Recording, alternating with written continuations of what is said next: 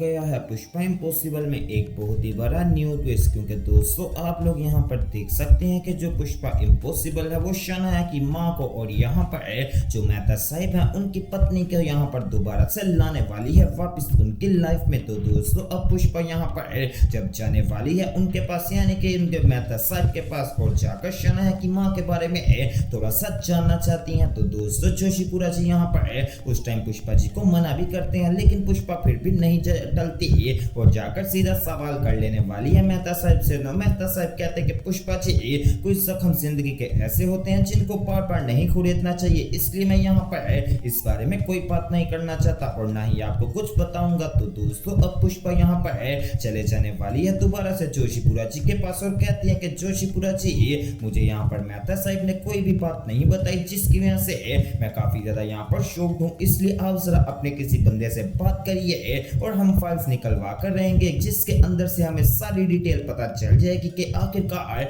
यहाँ पर इनके साथ क्या हुआ था। तो दोस्तों अब पुष्पा को यहाँ पर यानी कि जो इनके पापा है ना शनाया के, उनकी और उनकी मदर की फाइल मिल जाने वाली है, डाइवोर्स फाइल। तो दोस्तों अब जब पुष्पा यहाँ पर उस फाइल को खोल रही होती है तो पीछे से तभी मेहता साहब यहाँ पर पुलिस को भेज देने वाले हैं कि पुष्पा मेरी प्राइवेसी को डिस्टर्ब कर रही है, इनको जाकर अरेस्ट कर लीजिए। अब दोस्तों इस बात का हमें पक्का यहाँ पर पता नहीं है कि जो पुष्पा है वो यहाँ पर अरेस्ट होगी। यहाँ पे जो मेहता साहब है पुष्पा को सारी बात बता देंगे। तो दोस्तों फिलहाल अब ये तो यहाँ पर बात की बात है, और दूसरी तरफ दोस्तों आप लोग देख सकते हैं कि जो यहाँ पर शनाया है वो अपनी भाभी से कहने वाली है, दीप्ति भाभी से, कि मैं जा रही हूँ थोड़ी देर के लिए। तो दोस्तों दीप्ति कहते कि ठीक है, तो इतना सारा सामान क्यों लेकर जा रही है। तो दोस्तों तभी शनाया बताने वाली है कि मैं 2 या 3 दिन के लिए नहीं जा रही, बल्कि मैं जा रही हूँ हमेशा के लिए इस मुल्क को छोड़कर। अब दोस्तों जब ये बात दीप्ति सुनती है तो वो बहुत ज्यादा शॉक्ड हो जाने वाली है। अब दोस्तों अश्विन भी आता है और आकर यहाँ पर काफी ज्यादा समझाने वाला है शनाया को, लेकिन दोस्तों शनाया किसी की बात नहीं सुनती और कहती है कि अब मुझे जाना ही होगा, क्योंकि दोस्तों यहाँ पर जो चिराग है वो भी इस शहर को छोड़कर और ये घर को छोड़कर जा रहा है। अगर एक एक करके सारे इस घर को छोड़कर चले जाएंगे तो ये घर तो बिल्कुल सूना पड़ जाएगा। तो दोस्तों अब इसी के रिलेटेड यहाँ पर जो चिराग है उससे बात करने वाले हैं यहाँ पर हमारा बच्चा। तो दोस्तों चिराग कहता है कि देख बच्चा, तो अपने काम से यहाँ पर ताल्लुक रख, मुझे यहाँ पर जो करना है मैं वो करके रहूंगा चाहे जो मर्जी हो जाए, इसलिए प्लीज मेरी बात पे ना आ। और तूने जो कोर्ट में किया है ना, मुझे पता चल गया है, वो जो कपल आया था वो जानबूझकर तूने मेरे और शनाया के सामने लाकर खड़ा किया था, इसलिए दोबारा ऐसी बात मत करना। अब दोस्तों दूसरी तरफ यहाँ पर जो बच्चे हैं वो शनाया दी के जाने को लेकर काफी ज्यादा परेशान हो जाने वाले हैं, और दोस्तों अब वो सोच रहे होते हैं कि हमें क्या करना चाहिए, जिस तरीके से शनाया दी हमें हमेशा के लिए याद रखेंगी। तो वो कहते हैं कि हम शनाया दी के साथ एक यहाँ पर अपने ग्रुप फोटो बनवाते हैं और उनको दे देंगे ताकि उनको हमारी याद आती रहे। अब दोस्तों पुष्पा और काकू बच्चों को देख लेने वाले हैं कि तभी दोस्तों पुष्पा काकू से कहती है कि शनाया अब चली जाएगी काकू, और मुझे बताइए मुझे क्या करना चाहिए। तो दोस्तों तभी यहाँ पर अब काकू कहने वाली है कि तू फिक्र मत कर, मुझे यहाँ पर पूरी उम्मीद है कि जो भी होगा अच्छे के लिए होगा, इस तरीके से ज्यादा सोचने से कोई भी फायदा नहीं होने वाला। अब दोस्तों इसके बाद दिखाया जाने वाला है कि यहाँ पर जो बच्चा है वो बात करने वाला है यहाँ पर राशि से कि दोनों जा रहे हैं। पहले मुझे से यहाँ पर चिराग का पता चला था और अब पता चला है कि कनाडा यहाँ पर जा रही है शनाया, और वो भी बगैर किसी को बताए, और वो भी हमेशा के लिए। तो दोस्तों राशि कहती है कि बच्चा अब हमें कुछ ना कुछ ऐसा करना पड़ेगा जिससे ये दोनों जहाँ पर अलग अलग जा रहे हैं वो दोनों एक साथ जाए, ताकि इनमें यहाँ पर अलग रहकर एक दूसरे के साथ प्यार बढ़ जाए। तो दोस्तों अब राशि और यहाँ पर जो बच्चा है वो दोनों मिलकर कोई ना कोई प्लान जरूर बनाएंगे ताकि किसी न किसी तरीके से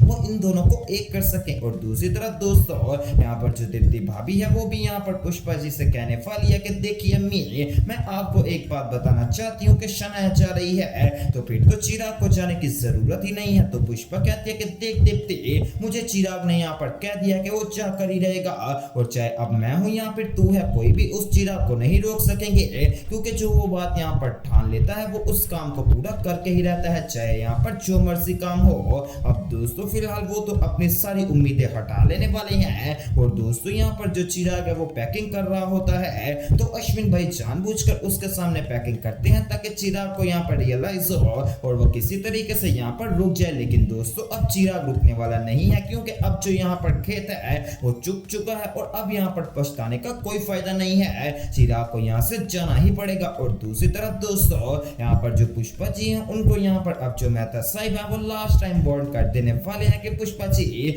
आपकी मेहरबानी है कि मेरी जिंदगी को ना खुरे दिए, क्योंकि मैं आपको नहीं बताना चाहता कि आखिरकार शनाया की माँ कौन है। तो दोस्तों अब पुष्पा यहाँ पर बहुत ही ज्यादा अपने सोर्स से पता लगवाने की कोशिश जरूर करेगी और बहुत जल्द दोस्तों अब आपको यहाँ पर पुष्पा इम्पॉसिबल शो के अंदर शनाया की मदर भी देखने को मिलने वाली है। दोस्तों मुझे अब ऐसा लगता है कि आगे यहाँ पर शनाया की मदर की कहानी को चलाया जाएगा और जो पुष्पा इम्पॉसिबल है वो यहाँ पर मेहता साहब को और उनका पैचअप करवा देगी ताकि दोस्तों जो शनाया है उसकी भी फैमिली यहाँ पर बन सके। अब दोस्तों ये तो हो गई उनकी बात और अब आ जाते हैं चिराग के बारे में। तो दोस्तों फाइनली चिराग सबके सामने बैग पैक कर लेने वाला है और दोस्तों जाते वक्त यहाँ पर अपनी माँ यानी कि पुष्पा से मिलता है। तो पुष्पा कहती है कि चिराग तो यहाँ पर नहीं रुकेगा और क्या नहीं बताएगा अपनी माँ को कहाँ पर जा रहा है। तो चिराग कहता है कि माँ जब मुझे खुद पता चलेगा कि मैं कहाँ पर जा रहा हूँ तो सबसे पहले मैं तुझे ही कॉल करके बताऊंगा।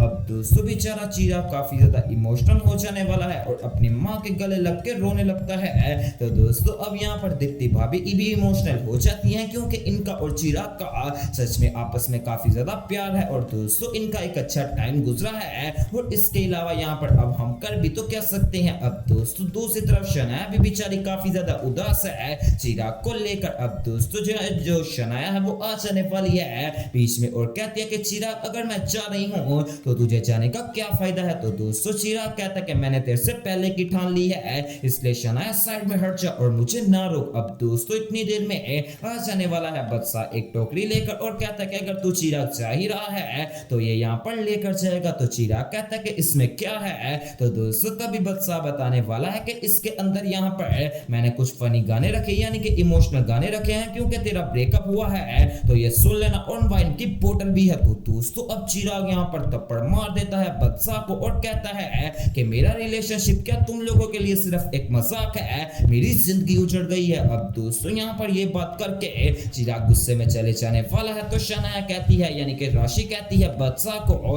कि तुझे ऐसा नहीं करना चाहिए था। तो बदसा कहता है कि मैंने तो उसको यहाँ पर बस ठीक करने का सोच रहा था लेकिन वो तो मेरे ऊपर गुस्सा हो गया, लेकिन कोई बात नहीं वो मेरा दोस्त है, मैं उसके लिए कुछ भी कर सकता हूँ, इन दोनों का पैचअप करवाना ही पड़ेगा हमें। तो दोस्तों अब यहाँ पर जो बदसा है वो पुष्पा मौसी के साथ मिलकर यहाँ पर चिराग और शनाया का पैचअप करवाएंगे क्योंकि इस तरीके से तो बेचारा चिराग अकेला पड़ जाएगा और ये सब तो पुष्पा भी नहीं देख पाएगी। तो दोस्तों अब आने वाले एपिसोड में यहाँ पर बदसा और पुष्पा ये काम करते हुए नजर आएंगे और यहाँ पर मेहता साहब को भी मिलवाएंगे। तो वो सब देखने के लिए दोस्तों मेरे चैनल स्पाइसी एंटरटेनमेंट को सब्सक्राइब करें।